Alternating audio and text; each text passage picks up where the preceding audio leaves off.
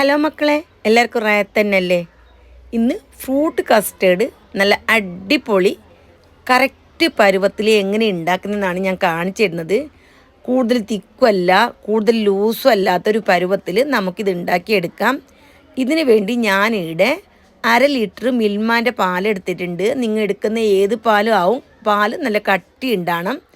അപ്പോൾ കുറച്ച് ഞാനൊരു കപ്പിലേക്ക് ഒഴിച്ച് ബാക്കി ഫ്രൈ പാനിലേക്ക് ഒഴിച്ചു കൊടുത്ത്. ഇനി വേണ്ടത് കസ്റ്റേർഡിൻ്റെ പൗഡർ. 2 ടേബിൾ സ്പൂണ് കസ്റ്റേർഡിൻ്റെ പൗഡറാണ് വേണ്ടത്. അത് ലെവലാക്കിയിട്ട് എടുക്കണം. ഇങ്ങനെ ഫുള്ളായിട്ട് എടുക്കണ്ട. കുറച്ച് പാലിൽ നല്ലോണം കലക്കിയിട്ട് എടുക്കണം. കട്ടൊന്നും ഇല്ലാതെ പോലെ കലക്കിയിട്ട് എടുക്കണം. ഇനി നമുക്ക് ബാക്കിയുള്ള പാലുണ്ടല്ലോ, അത് തിളപ്പിച്ചിട്ട് എടുക്കാം. മൊത്തം ഞാൻ എടുക്കുന്നത് 1/2 ലിറ്റർ പാല്. അതിൽ നിന്ന് കുറച്ചാണ് കസ്റ്റേർഡ് പൗഡർ കലക്കാൻ വേണ്ടിയിട്ട് ഞാൻ എടുക്കുന്നത്. ഇനിയിപ്പോൾ പാല് നല്ലോണം തിളപ്പിച്ചിട്ട് എടുക്കണം.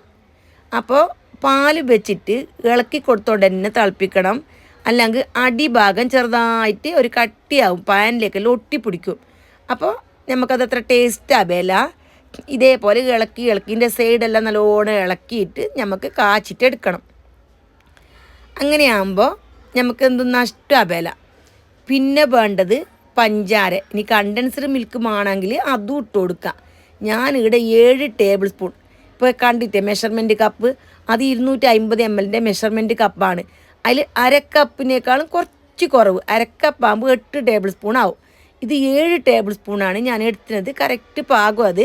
ഇനി കൂടുതൽ വേണമെങ്കിൽ 1 ടേബിൾ സ്പൂൺ വേറെ ഇട്ടിട്ട് 1/2 കപ്പ് ആക്കാം.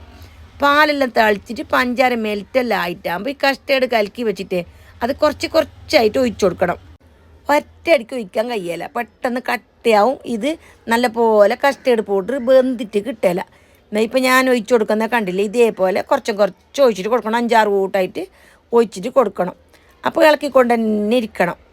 ഒരു കയ്യിൽ ഒഴിച്ചു കൊടുക്കണം, ഒരു കയ്യിൽ ഇളക്കണം. ഇങ്ങനെയാണ് കസ്റ്റേർഡ് ഉണ്ടാക്കേണ്ടത്. പിന്നെ പാല് ലൂസ് പാലെങ്കിൽ, വെള്ളം പാലെങ്കിൽ കസ്റ്റേർഡ് നല്ല പാങ്ങ് കിട്ടില്ല.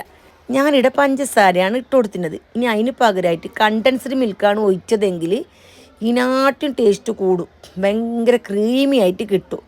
ഇതാ ഇപ്പോൾ കസ്റ്റേർഡ് പൗഡറെല്ലാം ഒഴിച്ചിട്ട് നല്ല പോലെ കട്ടിയായിട്ട് വരുന്നുണ്ട്. പിന്നെ ഇത് ഒഴിക്കുന്ന സമയത്ത് തീ ചെറുതാക്കിയിട്ട് വെച്ച് കൊടുക്കണം. അത് പ്രത്യേകം ശ്രദ്ധിക്കണം. ഈയൊരു പരുവം മതി, കൂടുതൽ കട്ടിയാവാൻ പാടില്ല. ഇതാ സൈഡെല്ലാം പഠിച്ചിട്ട് ഇട്ട് കൊടുക്കണം. എന്നിട്ട് ഒരു 2 മിനിറ്റ് നമ്മൾ ഇതെല്ലാം ഒഴിച്ചു കൊടുത്തല്ലേ ഈ കസ്റ്റേർഡ് പൗഡർ, എന്നിട്ട് ചെറിയ തീയിൽ തന്നെ ഒരു 2 അല്ലെങ്കിൽ 3 മിനിറ്റ് അത്ര വേവിച്ചാൽ മതി. പിന്നെ ഇതിലേക്ക് 1/2 ടീസ്പൂണ് വനിലാൻ്റെ എസൻസും കൂടി ഞാൻ ഒഴിച്ചു കൊടുത്തിന്. ഞാൻ വനിലാൻ്റെ ഫ്ലേവറാണ് കസ്റ്റേർഡ് പൗഡർ ഇട്ട് കൊടുക്കുന്നത്. അതുകൊണ്ട് തന്നെ കുറച്ച് എസൻസ് ഒഴിച്ചു കൊടുത്ത്, അത് ഉണ്ടെങ്കിൽ ഒഴിച്ചു കൊടുത്തോ, ഇല്ലെങ്കിൽ വേണ്ട. ഇനി നല്ലോണം മിക്സാക്കിയതിന് ശേഷം നമുക്ക് തീ ഓഫാക്കാം. ഭയങ്കര കണക്കിൻ്റെ പാകമായിട്ട് വന്ന് 1 ടേബിൾ സ്പൂൺ മെഷർമെൻറ്റ് സ്പൂണാണ് ഞാൻ ഉപയോഗിക്കുന്നത്. അതിൽ ഫുള്ളായിട്ട് എടുക്കാണ്ട് ലെവലാക്കിയിട്ട് എടുക്കണം. കസ്റ്റേർഡ് പാകമായി കഴിഞ്ഞെങ്കിൽ പിന്നെ അതേ പാത്രത്തിൽ വെക്കാൻ കഴിയുക. വേറൊരു പാത്രത്തിലേക്ക് അപ്പം തന്നെ ഒഴിച്ചു കൊടുക്കണം. അല്ലെങ്കിൽ കസ്റ്റേർഡ് കുറച്ചും കൂടി കട്ടിയാവും. അപ്പം നമ്മൾ വിചാരിച്ച പാകം കിട്ടില്ല. എന്നിട്ട് റൂം ടെമ്പറേച്ചറിലായതിന് ശേഷം നല്ലോണം ഫ്രിഡ്ജിൽ വെച്ചിട്ട് തണുപ്പിച്ചിട്ട് എടുക്കണം. ഞാൻ ഫ്രൂട്ട്സ് മുറിച്ചിട്ട് ഫ്രിഡ്ജിൽ തന്നെ തണുക്കാൻ വെച്ചിട്ടുണ്ട്. അതിന് പിന്നെ ഫ്രൂട്ട്സ് ഫ്രിഡ്ജിൽ വെക്കുന്ന സമയത്ത് കുറേ മുന്നേ വെക്കണ്ട. നമ്മൾ കസ്റ്റേർഡ് ഉണ്ടാക്കുന്നതിനായിട്ട് 1/2 മണിക്കൂർ മുന്നേ ഒന്ന് വെച്ചിട്ട് തണുപ്പിച്ചെടുത്താൽ മതി.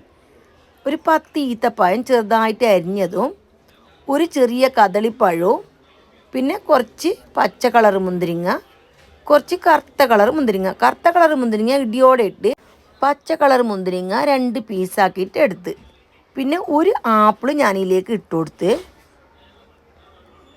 പിന്നെ കുറേ ഫ്രൂട്ട്സ് ആയെങ്കിൽ നമുക്ക് ഈ കസ്റ്റേർഡ് കുറച്ചും ഫ്രൂട്ട്സ് കൂടുതലും ആയിപ്പോവും. അപ്പോൾ കഴിക്കാൻ അത്ര ടേസ്റ്റ് ഉണ്ടാവില്ല. ആപ്പിൾ അങ്ങനെ കുറേ വലുതെടുക്കണ്ട, ഒരു മീഡിയം സൈസിലുള്ള ഒന്ന് എടുത്താൽ മതി. പിന്നെ നട്ട്സ് നിങ്ങൾക്ക് എത്ര ഉണ്ട്, എത്ര വേണമെങ്കിൽ ഇട്ട് കൊടുക്കുക. അപ്പോൾ അത് കഴിക്കുമ്പോൾ നല്ല ടേസ്റ്റ് ഉണ്ടാവും. പിന്നെ അനാറ് വേണമെങ്കിൽ ഇട്ട് കൊടുക്കുക. അനാറ് കടിക്കുമ്പോൾ എനിക്കൊരു വേന പോലെ, അതുകൊണ്ട് ഞാൻ ഇട്ട് കൊടുത്തിട്ടില്ല.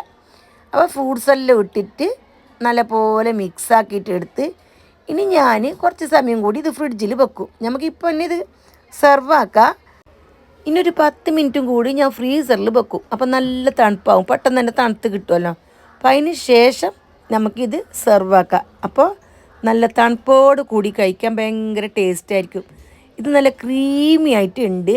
ഇങ്ങനെ കസ്റ്റേർഡ് കൂടുതലായിട്ട് കട്ടയൊന്നുമില്ല. അങ്ങനെ കട്ടയെല്ലാം ആയിപ്പോയെങ്കിൽ കഴിക്കാൻ തീരെ ടേസ്റ്റ് ഉണ്ടാവില്ല. അപ്പോൾ ഇതിൻ്റെ കണക്കെല്ലാം മനസ്സിലായിട്ടുണ്ടാവുമെന്ന് വിചാരിക്കുന്നു. 1/2 ലിറ്റർ നല്ല കട്ടിയുള്ള പാലിന് 1/2 കപ്പിൻ്റെ അടുത്ത് പഞ്ചാര, 2 ടേബിൾ സ്പൂണ് ലെവലായിട്ട് കസ്റ്റേർഡ് പൗഡർ. ഈ ഒരു കാര്യം ശ്രദ്ധിച്ചാൽ മതി, വേറൊന്നും ശ്രദ്ധിക്കാനില്ല. അപ്പോൾ നല്ലോണം പെർഫെക്റ്റ് ആയിട്ട് നമുക്ക് കസ്റ്റേർഡ് ഉണ്ടാക്കാം. ഫ്രൂട്ട്സ് കണക്കിൽ കൂടുതൽ ഇടണ്ട. അപ്പോൾ എല്ലാവർക്കും എൻ്റെ റെസിപ്പി ഇഷ്ടപ്പെട്ട് കാണുമെന്ന് വിചാരിക്കുന്നു. ഇതാ ഞാൻ ഇത് സെർവ് ആക്കിയിട്ടും കൂടി കാണിച്ചു തരാം. പിന്നെ നട്സ് നിങ്ങൾക്ക് എന്തെല്ലാം ഉണ്ട് ഉള്ളതെല്ലാം ഇട്ട് കൊടുത്തോ. ഇനി നട്സ് ഇല്ലാങ്കും കഴിക്കാൻ ഭയങ്കര ടേസ്റ്റ് തന്നെ. ഇനി മുകളിൽ കുറച്ച് ഐസ്ക്രീമെല്ലാം വെച്ചിട്ട് അങ്ങനെ വേണമെങ്കിൽ ഇത് കഴിക്കാം. അങ്ങനെ കഴിക്കാൻ കുറച്ചും കൂടി ടേസ്റ്റ് കൂടുതലായിരിക്കും. അപ്പോൾ എല്ലാവരും ഈ റെസിപ്പി ട്രൈ ചെയ്ത് നോക്കണം. ചില ആൾക്കാരെല്ലാം കസ്റ്റേർഡ് ആക്കിയാൽ കുറേ വെള്ളമായി പോവും, അല്ലെങ്കിൽ കട്ടിക്കായി പോവും. അങ്ങനെ ശരിയാവാത്ത ആൾക്കാരുണ്ടെങ്കിൽ ഇതുപോലെ ട്രൈ ചെയ്ത് നോക്കണം. തീർച്ചയായിട്ടും ട്രൈ ചെയ്തിട്ട് അഭിപ്രായം അറിയിക്കുക. വീണ്ടും കാണാം.